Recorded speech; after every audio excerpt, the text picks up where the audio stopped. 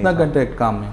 वहाँ सर मेरे को जैसे कि इंडिया में बताया गया था कि 8 आवर्स है। मुंबई में जैसे कि मेरा पासपोर्ट मुझे मिला, वहाँ पे जो बिप्स बोलकर कंपनी थी, वो ट्रैवल्स था सर, तो बिप्स में बताया गया कि 10 आवर्स रहेगा। मैं बोला इंडिया में, हैदराबाद में जैसा बताया थे कि हैदराबाद में 8 घंटा, 8 था, मुंबई बॉम्बे में 10 10 घंटे हो चुका था। सऊदी में 18 घंटे हो चुका था सर, वो वहाँ जाकर 18 आवर्स हो चुका था टोटल। अब वो 18 आवर्स काम करने के बाद भी वीक ऑफ बिल्कुल भी नहीं था सर वहाँ पे, क्योंकि फ्राइडे तो बिल्कुल भी वर्क होना ही होना है वहाँ पे। जैसे कि सऊदी के लॉ के हिसाब से हम देखें तो फ्राइडे हॉलीडे होनी चाहिए और संडे नहीं होनी चाहिए। जैसे इंडिया के लॉ के हिसाब से देखेंगे तो संडे हॉलीडे रहेगा। नमाज का टाइम नहीं थे? नमाज का टाइम बिल्कुल भी नहीं दे रहे थे सर वहाँ पे, क्योंकि मेरा मैनेजर जो था फिलिपीनी था सर। मेरा जो उसका जो स्टोर मैनेजर था वो फिलिपीनी था। वो बिल्कुल भी ऐसा नमाज के लिए कुछ परमिशन नहीं देता था। उसके लिए भी मैं कंप्लेन किया था, उसके लिए कंप्लेन किया तो मेरा मैनेजर मुझसे फाइट किया। उसका भी है मेरे पास प्रूफ, मेरे को पुलिस स्टेशन लेकर गया, वहाँ पे सॉर्ट आउट हुआ। होने के बाद में वो पेपर साइन करवा के दोनों का सॉर्ट आउट हो चुका था। मेरा ट्रांसफ़र भी कर दिए थे दूसरे स्टोर पे, कि मैं नमाज के लिए परमिशन लिया था तो नए परमिशन नहीं देते बोल के फ़ाइट हुआ था। फिर खाने की बात हुई थी लंच ब्रेक की, तो तभी भी फ़ाइट हुआ था। उसके बाद में जो जैसे कि काम 18 आवर्स का था, मैं बोला कि मैं 18 आवर्स में काम नहीं कर सकता। इसके अलावा भी मैं भी तो ह्यूमन बीइंग हूँ, मुझे भी रेस्ट की ज़रूरत है। तो रेस्ट तो बिल्कुल भी नहीं था वहाँ पे। 4 आवर्स 5 आवर्स आप रेस्ट कर लें, फिर आपको कॉल आएगा या मैसेज आएगा कि आपको जल्दी से स्टोर आना है, स्टाफ नहीं है। तो उसके बाद में अकोमोडेशन था बहुत गंदा था वहाँ पे। उसके अलावा खाने की बहुत बड़ी ज़्यादा प्रॉब्लम थी मेरे को। जैसे कि मैं सैलरी के लिए बोलता या फिर कुछ करता तो सीधे से बोल देते कि अगर तुमको नहीं जम रहा है तो तुम जो है ना 10,000 रियाल सऊदी करेंसी में देकर वापस इंडिया जा सकते हो। अगर मेरे पास उतना होता तो मैं सऊदी जाता ही क्यों।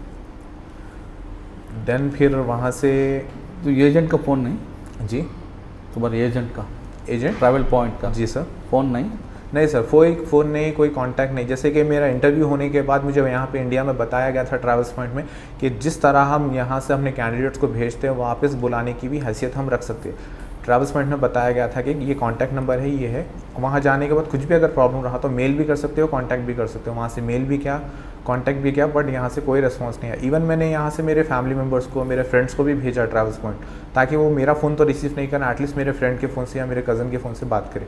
लेकिन वहाँ से भी कोई रिस्पॉन्स नहीं है, बात करने के लिए कोई रेडी नहीं थे वहाँ पे। वहाँ से रहकर कॉल करा, मैं सब करा। फिर फाइनली जब मैं 3 मंथ्स काम कर चुका था ऑलरेडी, 90 डेज़ का मेरा जो प्रमोशन पीरियड था वो कंप्लीट हो चुका था विदाउट सैलरी में काम कर चुका था। देन वहाँ उसके बाद फिर भी मेरे को सैलरी नहीं मिला। मैं सोचा कि चलो एटलीस्ट मेरे को खाने के लिए तो एक टाइम मिल जा रहा, मैं कम से कम इसमें तो अब कुछ सोच सकता हूँ आगे क्या करना है। फिर उसके बाद मैं जब सैलरी की बात करा तो मेरे को सीधे से without any information, without any update terminate कर दी कंपनी। मेरे को बोले कि आपको टर्मिनेट कर दिए, आप अकोमोडेशन छोड़ दीजिए और जो है बेड खाली कर दीजिए। मैं बेड छोड़कर वहाँ से अकोमोडेशन छोड़ के, मैं जैसे कि हम मुस्लिम्स के लिए अब एक ही जगह होती है सऊदी अरब में, जैसे कि हरम, काबा शरीफ जिसको हम बोलते हैं हरम, वहाँ पे हम लोग को फ्री अकोमोडेशन ऐसा मिल जाता है, रहने के लिए, खाने के लिए वहाँ मिल जाता है। तो मैं वहाँ चला गया। एक पाकिस्तानी था वहाँ पे, मेरा फ्रेंड था, वो मेरे को एक 50 रियाल ट्रांसपोर्ट चार्जेस दे के मेरे को वहाँ भेज दिया उन्होंने। भेज देने के बाद मैं मक्के में रहा, खजूर खाता था, पानी पीता था, वहीं सो जाता था मैं हरम में। ऐसा कोई रूम या पर्टिकुलर बेड रूम कुछ नहीं था वहाँ पे। बस सोने के लिए जैसे कि गरीब लोग सोते एक लाइन में, वहाँ सो जाता था मैं अपने बैग ले लेकर। फिर मैं बहुत मुश्किलों से कैसे करके मैं मेरे चाचा को फ़ोन किया, उनसे कांटेक्ट किया। करने के बाद इवन मेरे पास उनका नंबर भी नहीं था, मोबाइल में बैटरी नहीं था, चार्जिंग करने के लिए कोई ऑप्शन नहीं था, कोई ऑप्शन बिल्कुल भी नहीं था। जैसे तैसे करके मैं मुश्किल से उनसे कांटेक्ट किया, किसी और का फ़ोन लेकर, नंबर निकाल कर कांटेक्ट किया। इवन मेरे फैमिली तक में कांटेक्ट से नहीं था मैं, क्योंकि मेरा फ़ोन स्विच ऑफ हो चुका था। मेरे पास बिल्कुल भी एक रियाल भी नहीं था वहाँ पे रहने के लिए। फिर वहाँ से मैं मेरे अंकल को फ़ोन किया, वो आए, जिद्दा से आए, आके मेरे को जिद्दा लेकर गए, मक्का आके मेरे को वापस जिद्दा लेकर गए। वहाँ पे उनके पास रहा मैं।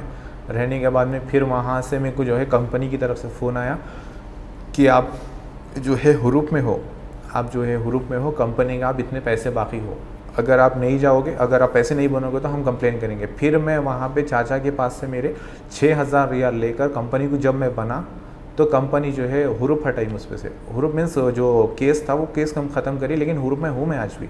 सऊदी में बैंड कर दिए मेरे को जी के, ताकि मैं दोबारा ना आ सकूँ। इवन मैं यहाँ तक कि ये भी बोला कि मेरे को थोड़ा सा टाइम दीजिए, 2 या 3 मंथ्स का, मैं कोई और कंपनी में ज्वाइन करूँगा या कोई प्राइवेट जॉब करूँगा, करके आपका जो भी अमाउंट है मैं आपको ताकि लौटा सकूँ। आप जो भी आप बोल रहे हो कि आप अखामा बनाए, आप जो भी करें, तो मैं भी तो बोला कि आपका वीज़ा मैं ऑलरेडी ख़रीद कर आया हूँ, मैं थोड़ी ना फ्री ऑफ कॉस्ट आया, मैं भी तो आपका वीज़ा ख़रीद के टिकट के पैसे देकर मेडिकल करवा के मैं सेल्फ आया हूँ, मेरे को भी खर्चा है इंडिया में देने का, मैं भी तो किसी से खर्चा लेकर आया।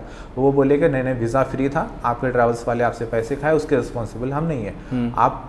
मैं बोला कि फिर उसके हिसाब से अगर देखें तो एग्रीमेंट भी मैं साइन करके आया था इंडिया में, तो वो बोले कि नहीं इंडिया का एग्रीमेंट इंडिया में है, यहाँ नहीं चलेगा, हमारा एग्रीमेंट है, इसको साइन करना है, नहीं तो फिर आपको 6,000 रुपये फ़ाइन देना है। तो मैं फिर उस एग्रीमेंट साइन करा, फिर बिना सैलरी के जॉब किया, फिर फाइनली मेरे को देना ही पड़ा 7,000 रियाल ऑलमोस्ट लिए वो लोग, 7,000 रियाल मुझसे फ़ाइन लेकर मुझको जो है पुलिस के हवाले कर दिए। वो लोग जो है ज़कात फ़्लाइट आती है एक सऊदी एयरलाइंस बोल के ज़कात फ़्लाइट आती है, वो फ़्लाइट से मैं चेन्नई आया, चेन्नई से मैं गया तिरुपति से मैं मेरा जर्नी इतना लंबा हो चुका था ऑलरेडी, मेरी बॉडी में इतनी एनर्जी नहीं थी कि मैं ट्रांसपोर्ट कर सकूँ, ट्रैवल कर सकूँ। तिरुपति नहीं, एक्चुअली मुझको सबसे पहले तो जद्दा से मक्का लेकर गए, मक्का से मैं फिर आया मदीने से मेरे को फ़्लाइट में जो भेजे वो लोग हथकड़ियाँ लगा के भेजे, इतने बुरे जैसे कि कोई जुर्म करके आ रहा हूँ मैं। घर फैमिली का भला चाहना एक जुर्म हो गया, बस अपने फैमिली को सपोर्ट करना एक बहुत बड़ा जुर्म हो गया मुझसे वो। तो फिर मुझको सऊदी के मदीने के एयरपोर्ट पे हैंड ओवर कर दिया गया। मदीने के एयरपोर्ट पे रहा मैं, वहाँ एक रात पूरी रहा मैं। दूसरे दिन ज़कात फ़्लाइट आई, वो फ़्लाइट से मैं चेन्नई उतरा। इवन इतना हालत बुरे थे कि मेरे पास हैदराबाद आने तक के पैसे नहीं थे। फिर वहाँ पे मेरे को एक बंदा मिला, वो भी हैदराबाद आ रहा था, तो फिर वो बंदा बोला कि मैं तुम्हारा ट्रांसपोर्ट जो भी है मैं दूंगा, तुम इंडिया जाके मुझको दे देना। वो किस्मत थी मेरी जो मिल गया मुझको, क्या है मेरे पेरेंट्स की दुआ थी, मैं समझता हूँ कि वो मेरे को मिल गया।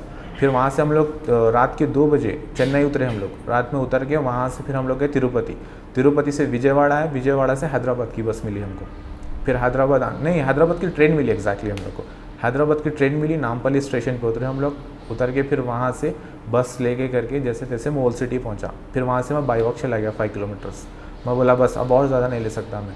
फिर मैं उसको एक 15 डेज़ कॉन्टैक्ट में रहकर वो बंदे के पैसे मैं उसको दे दिया, जॉब करके कैसे करके एडजस्ट करके दे दिया। अभी भी मुझ पर इतना खर्चा है, 6,000 रियाल का खर्चा वो हो चुका है, ऑलरेडी 1 लाख का खर्चा ये हो चुका है, ऑलमोस्ट 2 लाख रुपये मेरे यहीं पे बैंड हो गए, पूरा ख़राब हो गए, वेस्ट हो गए, साथ में टाइम भी वेस्ट हो गया, फिर हंटिंग भी हो गई, तकलीफ भी हो गई मुझको ऑलरेडी। ఓకే ఫైనల్గా మీలాగా ఎవరైనా గల్ఫ్ వెళ్ళాలనుకుంటే जी ఆ యూత్కి మీ ఇచ్చే మెసేజ్ ఏంటి सर? మెసేజ్ जी सर, हाँ मैसेज जो मैं सबसे पहले तो ये मैसेज देना चाहूँगा, जो भी मेरे एज के हो या मुझसे सीनियर हो, उन सब के लिए, जो भी अपनी फैमिली की हेल्प करना चाहते हो या फिर अपने लाइफ में कुछ एम रख के चलते हो, कुछ अचीवमेंट रख के चलते हो, उन सबको तो मैं यही मैसेज देना चाहूँगा कि आप जो भी कर रहे हो, जैसे भी कर रहे हो, करो, कुछ बुरा नहीं है। फैमिली को सपोर्ट करना या फ्यूचर के बारे में सोचना कुछ क्राइम तो नहीं होगा, बट अगर जो भी कर रहे हो, एक बार करने से पहले प्रोडक्ट ऑफ इमिग्रेशन की वेबसाइट पर जाके एक बार लॉगिन करके चेक कर लो कि वो जेन्यून है या नहीं है। एटलीस्ट इतना तो पता चले, फ्रॉड से बच सके। और ये जो फ्रॉड एजेंट्स है, ये जो ट्रैवल्स वाले हैं, ये सारे जो है ये सिर्फ अपना सोचने के लिए बैठे हैं, हमारा देश का नहीं सोचेंगे, अपने किसी बंदे का नहीं सोचेंगे, ये सिर्फ अपना सोचेंगे कि अपनी दुकान कैसे चले, अपना घर कैसे चले, दैट्स इट, और कुछ नहीं। तो मेरे एज के जो भी हो या मुझसे सीनियर जो भी हो, मैं उन सबको यही मैसेज दूंगा कि भाई एक बार जाकर आप प्रोडक्ट ऑफ इमिग्रेशन की वेबसाइट चेक कर ले, आपको ज़्यादा खर्च भी नहीं होगा। और ये जो 1 लाख 2 लाख का अमाउंट है, जो गलती मुझसे हो चुकी, एटलीस्ट वो गलती आपसे दोबारा ना हो। जो मेरे साथ हो चुका, जो मैं फेस कर चुका, वो आप लोग को फेस ना करना पड़े।